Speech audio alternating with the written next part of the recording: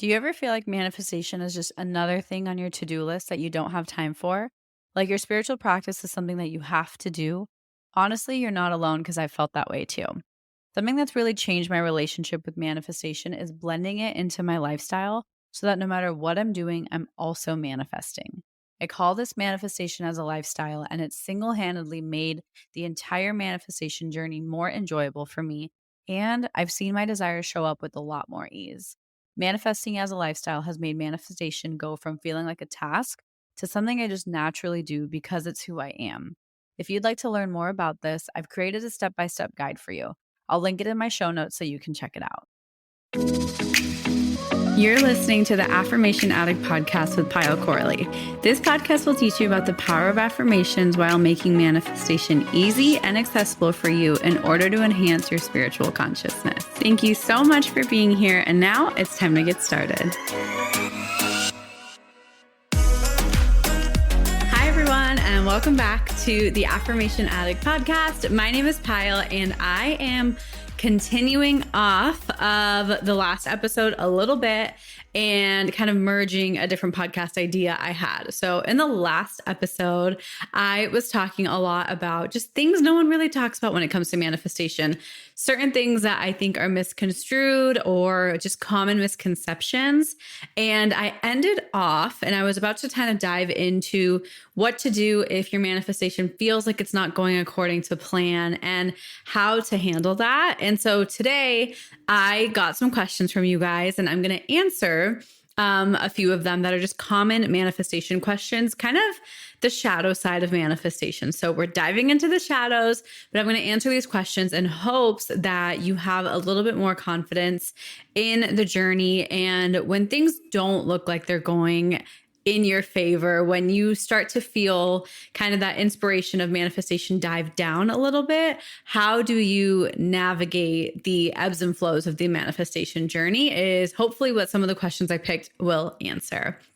Okay, so question number one is, what if it's not going according to plan? And I was thinking long and hard about this.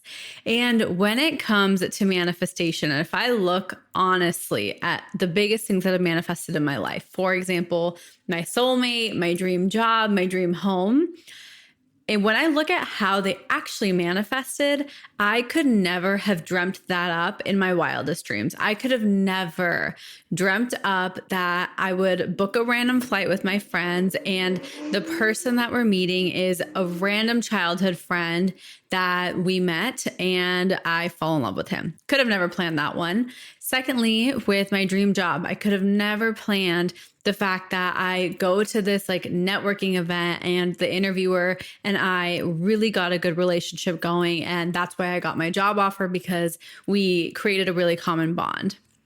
I could never have imagined getting this dream home would be the moment I was like, you know what? It's okay. I don't want my dream home. I'm okay. And then it popped up. So it's so funny because we feel like the most important part of the manifestation journey is how it's going to show up. But if I look at evidence in my own life, my most kind of life altering manifestations, I could not have dreamt up the how in the way it showed up. All of that to say, when it comes to being okay with how things are going to flow, I know it's scary. So my number one tip for you is to remind yourself that your job in the manifestation process is the what and the why. The universe's job is how, when, where, with who. So all of those questions, ask yourself when your manifestation doubts start to creep up. Ask yourself, does it have to do with the things that I'm responsible for, or is it the universe? And I know it's easy to say that, but then it's like, okay, well, I'm still worrying. So what I like to do in those times when I'm worrying is give myself evidence and remind myself of situations where I had no idea something was going to work out and it still ended up working out. So for me, based off the examples I showed you, when I have a desire that I'm manifesting and I don't see like it's not going according to plan and it feels like that's not going my way, I will literally say, you know what? What's evidence in the past when things I wanted went my way and I could not have put it together that way. So that evidence gives yourself some relief and a little bit of a break to say, okay, I can take a break, I can breathe, and I don't have to put so much pressure on it. Another tip I have for you is surrender the plan completely. If you can't help but focus on a plan and look at the logical step, remind yourself that logic is ego and non-logical ways is your intuition. So tapping into your intuition, surrender the plan and tap into your intuition. And I'm going to actually share an entire episode on intuition exercises very soon. But give yourself permission to connect with your intuition and say, what is it that I want to feel? And how am I giving myself permission to feel a little bit lighter? Intuition, can you guide me? Can you give me a message? Can you give me confirmation that yes, it might not seem like it's going according to plan, but it actually is. So just creating that line of communication. So I hope that perspective shifts helps. Question number 2 is it possible to manifest the wrong thing? I believe I briefly talked about this, but I think it got cut off in the last episode. So another thing is people always say, well, I'm scared of manifesting the wrong thing. I personally think there is no such thing as right or wrong. I think everything is here to teach you a lesson. For example, I manifested my dream job, but I ended up hating it. Does that mean I manifested the wrong thing? No, that's only if I choose to think of it as the wrong thing. But without that dream job, maybe I wouldn't have actually been able to create this business. Maybe I wouldn't have been able to be in such a low state to the point where I needed to seek out support and seek out practicing my affirmations, look for an app, and then get the divine download that I need to create my own app and start my own business. So if it wasn't for that job that I absolutely hated, I wouldn't be here today. And so there's no such thing, in my personal opinion, of manifesting the wrong thing. You won't know whether or not you like something until it actually shows up. So that's my big invitation to you, is take away the label of right and wrong. When you are in the process of maybe manifesting your soulmate and you're dating and you're like, oh, it's just not working. I keep meeting these people, but they're not fully kind of connecting with me. It doesn't mean you're manifesting the wrong guy or the wrong girl or the wrong person. What it really means is you're just getting more and more clarity. So if you manifest something and it doesn't come out to be what you expected or what you thought it would do, it doesn't mean you're doing the wrong thing. It just means that you're getting clarity onto why you want it and what you want. So literally, like I said earlier, the roles, right? We are the what and the why. The universe is literally providing you more clarity on what you want and why you want it. For example, I thought I wanted my consulting job to be able to travel all the time. I thought I wanted my consulting job to be free, but turns out that travel was actually so exhausting for me, which is why I didn't know that that was my why. And I didn't know that that why was incorrect. It doesn't mean it was wrong. It doesn't mean that it was bad. It was just actually not my deep why. There was a layer deeper. So surface level, I did want to travel, but there was actually more to it. And I did get to, and I was like, this actually isn't it. So it's more and more clarity rather than something that is right or wrong. Number 3 is, how do you know if you're on the right track? This is a very, very popular question I get, and I could not think of how to put it into words. I couldn't think of what is the evidence that you're on the right track on the manifestation journey? Because honestly, philosophically, I fully believe that we are all manifestors. We are all always manifesting and we're all always on the right track. But some signals, and I do think these are some good key takeaways, that you're manifesting in more alignment, because I do think ultimately, whether or not you want to, you're manifesting. So I think you're on track, and I'm holding up air quotes for everyone who's not watching on video. I think you're on track for a few different reasons and for a few different indicators. So the indicator that I want you to kind of start looking out for is, if you feel like you have to have your manifestation in hand, you feel like it has to be right there, that means you still don't feel like it's yours. You don't feel like it's energetically done. So what this can look like is it can look like you feeling like you don't need your manifestation to feel a certain way. I think that's a really good indicator, is that you're already starting to feel good and you're done with that searching behavior. You're done with that desperate energy. That's one really big sign. Another really big sign is that you do see synchronicities. You are seeing angel numbers. You are seeing signs everywhere. You're seeing birds. You're seeing all of these things, which I think are such a good indicator that yes, you are on the right path and that the universe is on your side. And my biggest tip is don't overthink the synchronicities. The other thing is you get inspired action and you get intuitive downloads. So what I mean by this is you're not forcing yourself to take an action expecting a result. So for example, say you're trying to manifest more money. You're not forcing yourself to go look for jobs so that you can receive more money, because you're kind of you're trying to play a role into the how. Instead, what you're doing is you are like, oh, I actually am going to go to my local coffee shop and put my business card there. And then you actually end up getting a call from your dream client who's a long-term 12-month client. So what that means is, and kind of the super nuanced difference, is that you're not taking action expecting a result. When you take action expecting a result, you're forcing the manifestation process. Instead, you're allowing yourself to be inspired. You're allowing your intuition to guide you. You're allowing your higher self to kind of play a role, and you're following the nudges that you're getting and you're just going with it. Because I think that is a really powerful sign that you're on the right track, when you're stopping and you're done taking action, seeking out a specific result. Hi, beautiful friend. I hope you're enjoying this episode. I wanted to hit pause for 15 seconds and share with you about my spiritual membership I created to help you raise your vibration and manifest with ease.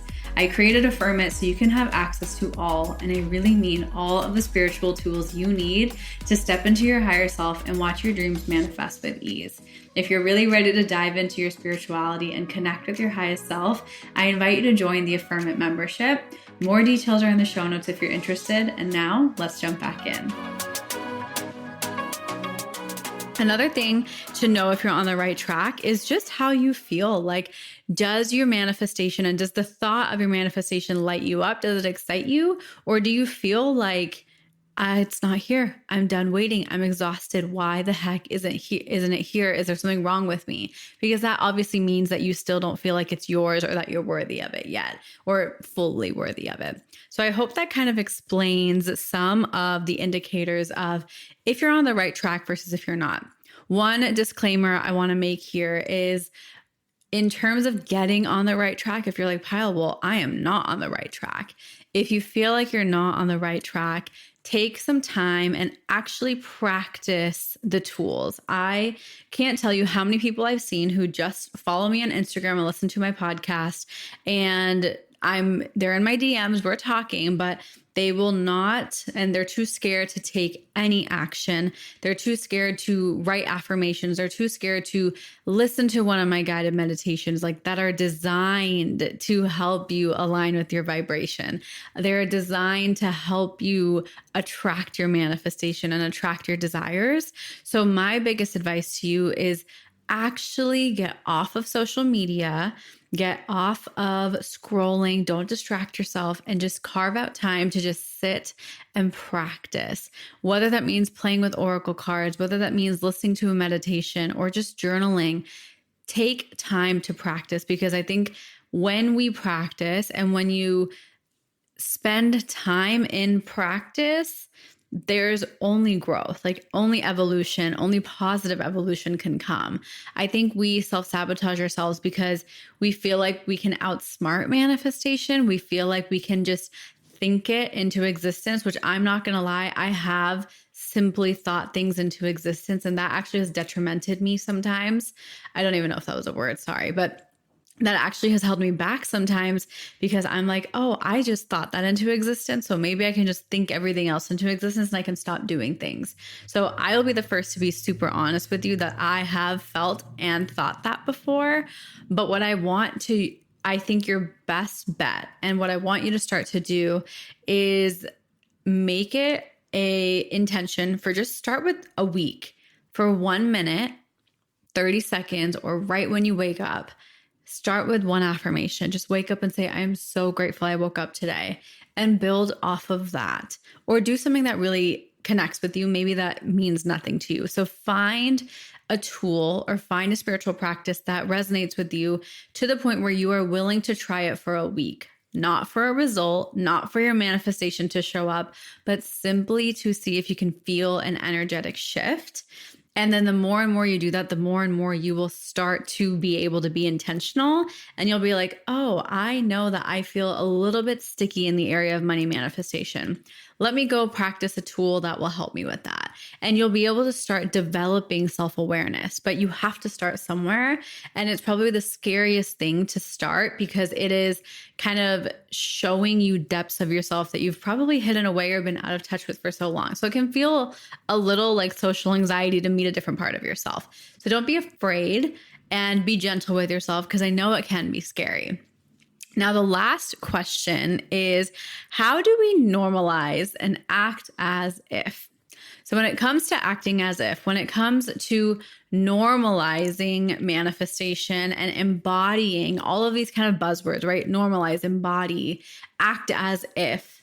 What that means is really what everyone is trying to say is, how do you connect with your manifestation at the identity level? The reason this is important is because if you okay, I'm going to use my hands. If you on an identity level are here, this is say point A, and your manifestation is at point B, they have to, due to law of attraction, they have to come close together in order for it to merge and cross over. So what they mean by acting as if is, how do you start to feel as if your manifestation is real? How do you start to embody the version of you who's already manifested this? What types of thoughts are they thinking? What types of things are they spending their time on? What types of maybe clothes are they wearing? And start to actually practice that and consciously choose to do that. And some tangible examples, and if you guys need more help, what I can do is send me like the version of yourself, send me what that looks like to you.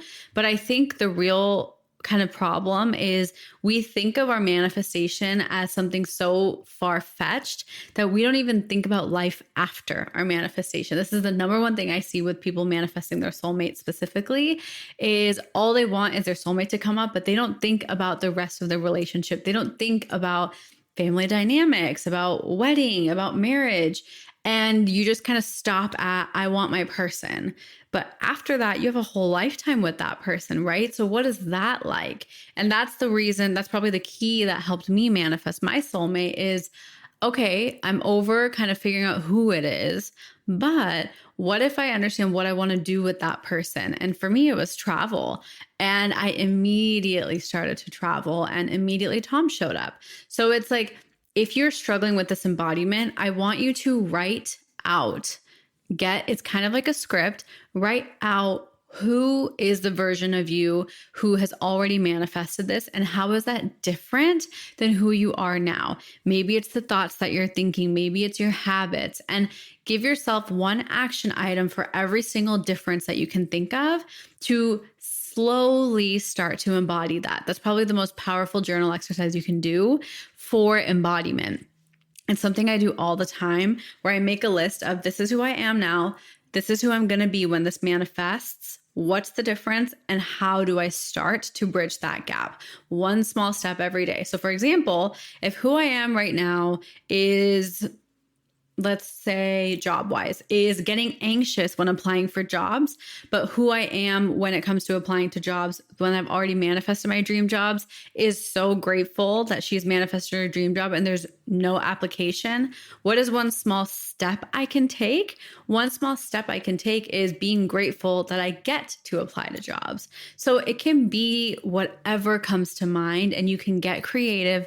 Let your imagination run, but do small things that can help you become who you want to become. Because it's kind of hard if I'm just saying, okay, who is your future self? Tell me about your future self. Like, this is probably the most logical kind of structured way to help you get to clear action steps, to clear embodiment items for yourself.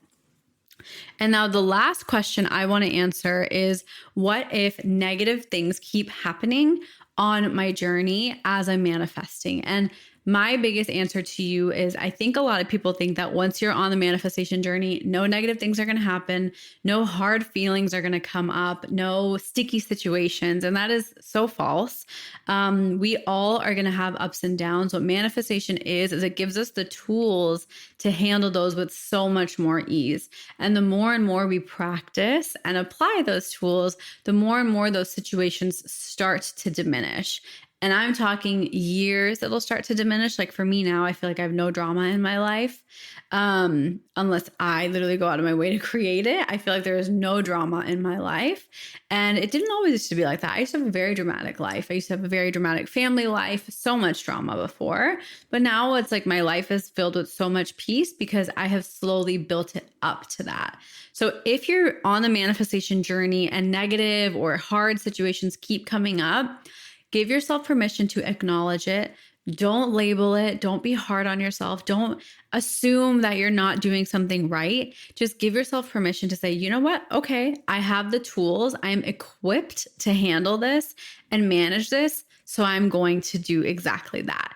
And that's my biggest tip for you in terms of if things are coming up. Some people like to say the universe is going to hand you a test. I actually used to say that too. And I do believe it. I do believe you're handed situations just to check, right, how your vibration is. But I don't like to consider it as a test. But I do think we are tested sometimes. So maybe don't label it as a test, but I think a better way that's less test and teacher-esque is to think of, we need polarity in our lives. That is a spiritual law. It is a natural law. We need polarity. And so when things feel really hard, it's more so we can understand and appreciate when things are going really, really good. So instead of thinking of it as a test, that's how I like to think about it, is like, okay, polarity is necessary. I'm in a polarizing moment right now, and I know I can handle this, and here's how I'm going to handle it. So those were my top 5 questions that I got about kind of just the hard part of manifestation. And so I hope some of the things I shared with you are super helpful for you to actually put into practice. Please try the journaling thing I shared with you. It is such a powerful, underrated tool. And if you take away one thing from today's episode, I want you to, and I invite you to, and I challenge you to do one thing for your spiritual self today. Listen to a guided meditation, listen to sleep affirmations, practice your affirmations, do something for your spiritual self, because you have to start at some point. So maybe start today. And if you already have a spiritual practice, add on something that you've been wanting to and you've just been resisting a little bit. So I love you. Thank you for being here, and I will see you in the next episode. Mwah! Bye. Thank you from the bottom of my heart for listening, and I hope you enjoyed today's episode. If this episode resonated with you, it would mean the world to me if you could rate and review the podcast and share it on your social media, so I know to keep creating episodes that are inspiring you to manifest. I'm so genuinely grateful for the time we shared today, and I'd love for you to join the community by following @AffirmationAddict on Instagram. To continue diving into spirituality and manifestation, head over to my website, affirmation-addict.com. Until next time, I'm sending you so much love and so much healing energy.